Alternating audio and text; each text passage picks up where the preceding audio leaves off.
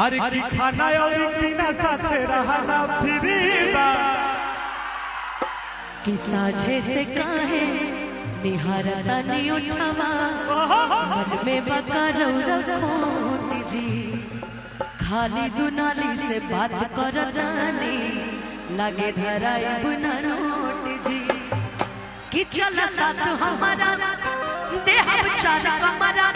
एको पेट कर पेट या बिछवना फिरीबा हर की तारा खाना और पीना साथे रहना फिरीबा पूरा लगी खाना फिरीबा पूरा लगी खाना और पीना साथे रहना फिरीबा पूरा लगी खाना फिरीबा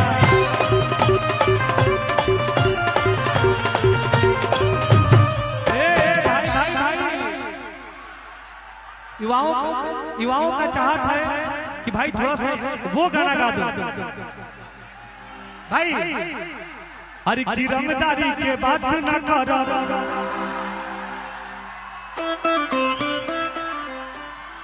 सगरो बाटे आओ मजा ले आओ सटी कह सकते हो कि राउरता जुल्फिया बलम जद लेवा बाटे जी कि बोलिया ता मिठाई पाचमेवा बाटे जी कि रउआ में झकास कपड़ा करिया लागेला बलम जी तोड़िया जन बनाई बड़ी बढ़िया लागेला बलम जी तोड़िया जन बनाई तोड़िया जन बनाई बड़ी बढ़िया लागेला।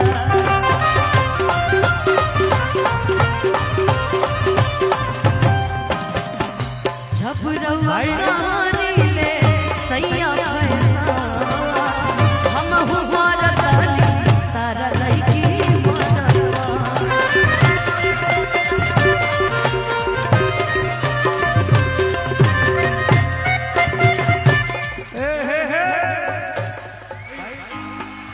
ई तरह लोग के जलवा देख के हमरा लागेला न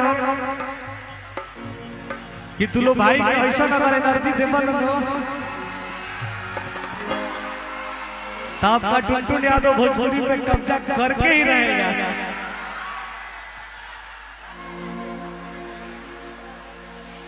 भाई थोड़ा सा भाई भाई भाई लड़का अंतरा आगे वाला जो बैठे भाई आगे वाला जो बैठे उसको बैठने रहने दीजिए उधर से मत आने दीजिए सबको बैठने रहने दीजिए। हाँ बैठे रहने दीजिए उधर से नहीं आने दीजिएगा। हरी की पास करा दोहरी मंत्री एक तो साउंड बॉक्स पर आप लोग चढ़ जा रहे हैं ट्रस्ट भी गिर जाएगा तो कार्यक्रम बंद करवा देते हैं बंद करवा देना ना बंद कर दो जी बाजा बंद करो कार्यक्रम समाप्त हो गया जाओ घर अपना कार्यक्रम बंद जाओ कार्यक्रम बंद करवाओ बाजा बंद करो लाइट बंद करो जाओ घर जाओ मेला घूमो जाओ जाओ जाओ निकलो यहाँ से निकलो ये कोई तरीका हुआ जी ऐसे तो बंदर भी नहीं करता गजब स्थिति है बाजा तोड़ दे रहा है निकलो निकलो से निकलो सब निकलो इसे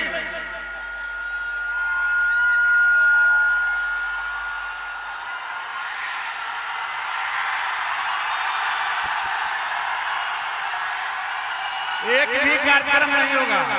सारा कार्यक्रम बंद करवा देंगे अभी 12वां कार्यक्रम है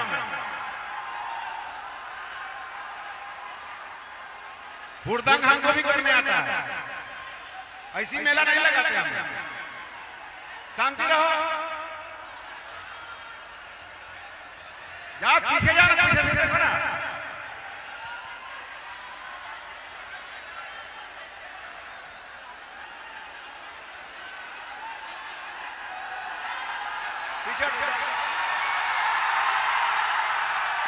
पीछे जाओ चालू करवाएंगे कह दिए पीछे जाओ सब लाइट गिर रहा है अरे लाइट टूट जाएगा भाई थोड़ा सा चाचा के रिक्वेस्ट शुरू कर लो भाई।